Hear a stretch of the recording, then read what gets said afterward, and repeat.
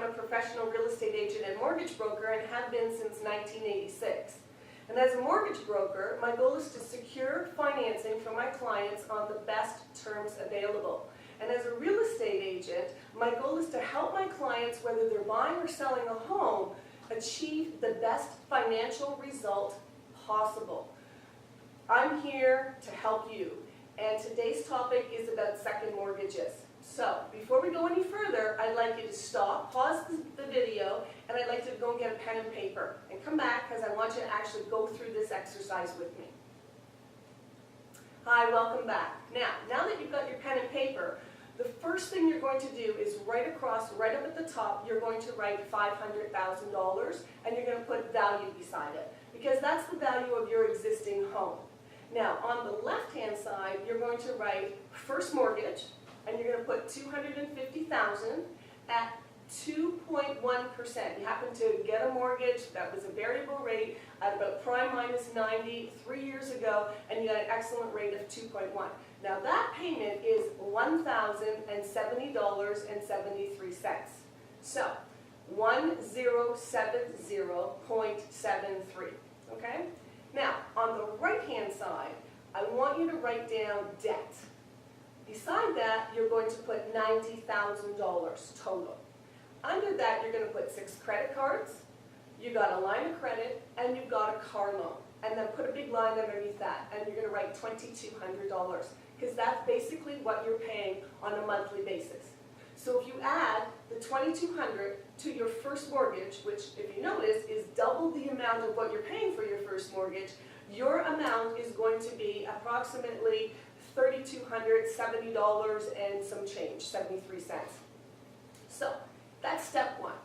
You're now sitting back and you're going, okay, I'm in the situation, I've got these high credit cards that are paying between 20–22%, my line of credit's not too bad, my car loan is okay, but you know what, it's still debt. Debt is debt. So you make a phone call to me and you go, Cindy, I need to do something, this is my situation. So the first question I ask you is about your credit. How is your credit? And you go, you know what, I missed a couple of times, but I've been holding my own and I'm pretty good. So we pull the credit bureau, because I have to, and we find out your credit score. Now for being with an A lender, it needs to be 680 plus. And unfortunately, when we pulled yours, it was 605. So now we're sitting there looking at a situation where we've got two problems. We've got debt of $90,000, and we now have bruised credit. So typically somebody would say to you, well, why not do a debt consolidation? Well, the debt consolidation is now you can't go to an A lender, you can't do the TDs, the CIBCs, the Royal Banks, none of that, because you have bruised credit. Your score has decreased significantly where they're going to turn around and say, can't do it. So now you have to go to what we refer to as a subprime.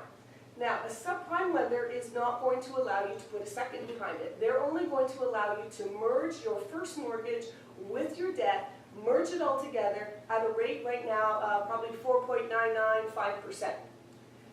You look at the whole picture and you go, not too bad, but it's going to help me out a bit. The problem is that you're also having to add a discharge penalty for your first mortgage. Why would you touch your first mortgage and pay a discharge penalty when you have an interest rate of 2.1%? There's nothing wrong with that. What the problem is two. Number one is you've got a large amount of debt and you've got bruised credit. So now we have to look at a different scenario. We have to look at also why you have the bruised credit, why you have the debt of $90,000. Now, on a daily basis, things happen. People get in car accidents, they lose their jobs, there's a sickness, whatever. Something has probably happened in your life in order for you to accumulate. There's nothing wrong with that. It happens to all of us.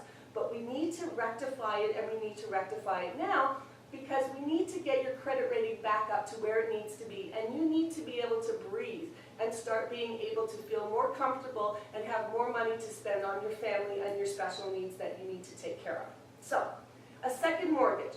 A second mortgage of $90,000 right now would be a 9.9% interest rate. Your payment on that would be $750. So write those numbers down under the debt.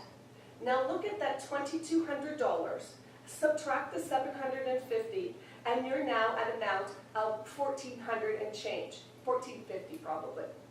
So now that's your savings. Multiply that $1,450 by 12. You've got yourself over $17,000 for 1 year that you've managed to save, put away, and then what we now do is we now reestablish your Beacon score or credit rating that in a year's time when that second mortgage is up for renewal, guess what we're doing? We're now going to then do the merges of the first and the second together where we can get you A pricing, where you're looking at, 2.5%, possibly 3%, not 5%. And on top of that, you've got $17,000 in monthly savings over the year that you've saved to now pay off further of your debt. So that's the way it is.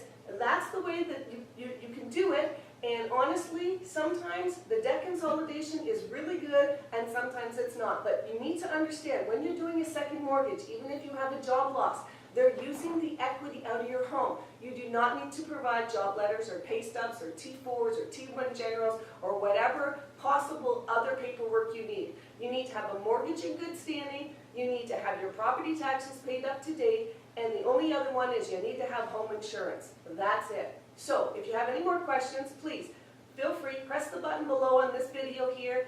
Call me, you can email me any of your questions, I'd be happy to help you. So all the best, thanks for taking the time and listening, and I'm here to help.